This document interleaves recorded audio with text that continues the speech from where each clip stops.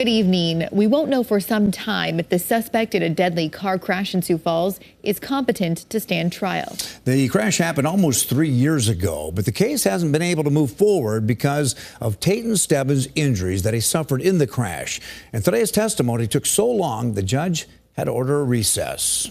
Tayton Stebbins suffered brain damage in the crash and has been spending months in rehab to see if he would be able to help in his own defense at trial. Investigators say Stebbins was drunk, high on cocaine, and driving over 80 miles an hour on Arrowhead Parkway when he ran a red light, crashing into a car, killing 2 high school students and sending 2 passengers to the hospital. Stebbins is facing a long list of charges, including 2 counts of first-degree manslaughter and vehicular homicide. At his hearing today, Stebbins' lawyer called Dr. Thomas Schaefer to the stand. The clinical neuropsychologist testified that he spent 9 hours testing and assessing Stebbins' cognitive skills.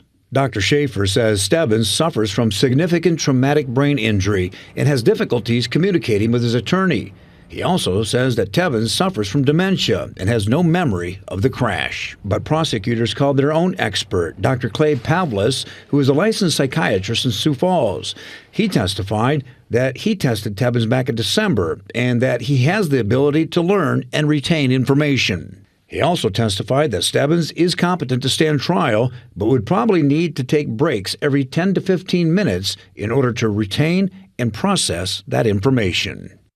The 2 high school students who were killed in the crash were 17-year-old Javier Velasquez of Brandon and 20-year-old Pascal Nyankaru of Sioux Falls. Tuesday's testimony took 2 hours. Stebbins was in attendance for the entire time, but never spoke one word to his attorney during the testimony or cross-examinations.